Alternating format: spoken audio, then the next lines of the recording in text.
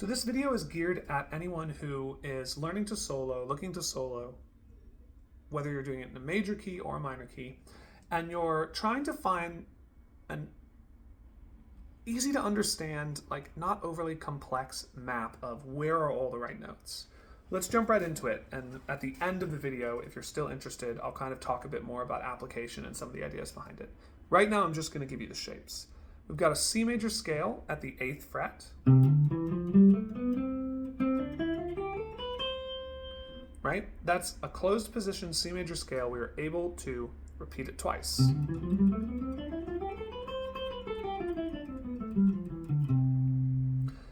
That's also going to be connected to an A minor scale.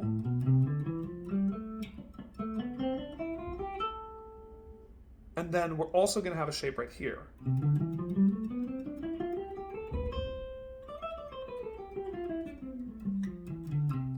You can see there's some redundant notes in there, but the reason for the redundant notes is because I'm not necessarily teaching you about scales. I'm going to give you some really quick and easy to memorize patterns that will help connect all of these notes together and help you understand how to play, how to solo, rather, in a key. So let's say you're in the key of C. Once you've got that C major scale, you're going to think about the note you end on as your pivot note. That pivot note is going to connect you to the minor scale. What minor scale, you might ask? The A minor scale. One of the nice tricks of music is that every major scale, every major key has something called a relative minor, which is a minor scale that has all of the same notes. In the case of C major, its relative minor is A minor. Now, if you want to have a formula that helps you find the relative minor of any key, you just have to go down 3 notes from the root note of your key. Or you could think, if you want, what is the 6th note? What's the 6th note of my scale? And those are both going to be the same note. But that will give you the key for your relative minor.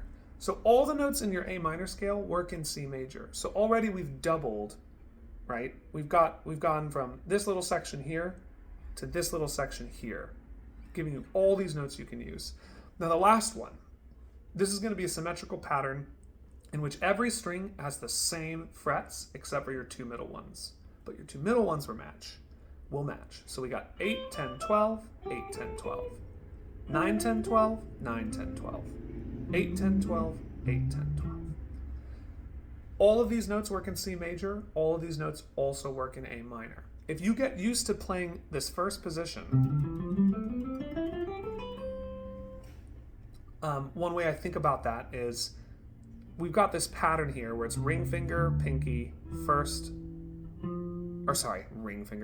middle finger, pinky, first, middle, pinky, right? That pattern is actually repeated here at the end. I know when I played it, I ended on this note, but I'm trying to think right now of what's a pattern, not a scale, right? So you actually end with the middle note, the pinky, the first, the middle, and the pinky. All that's left to memorize is the middle 2 strings, which is 7, 9, 10, and 7, 9, 10. If you didn't know that shape before, you know it now. Now our minor scale, the very beginning of it is also fairly symmetrical. We got 5, 7, 8, 5, 7, 8, 5, 7. Where it differs is the next string is 4, 5, 7, and then you got 5, 6, 7. So a similar movement, first, middle, pinky, first, middle, pinky. You just started on the 4th fret here and the 5th fret here. And then for your final one, 5, 7, 8. Just like your 2 strings down here, right? So also fairly symmetrical. And as you saw with this one, that one is all the same thing except for your 2 middle strings. Woo! All right, keeping this in at under 5 minutes. Now, reach out if you've got any questions. I do lessons both online and in the Los Angeles area, sometimes the Orange County area as well. But I just thought this would be a quick and easy way to expand your map of notes you can use when you're trying to solo. Let me know if you have any questions about this. And yeah, I hope this is helpful.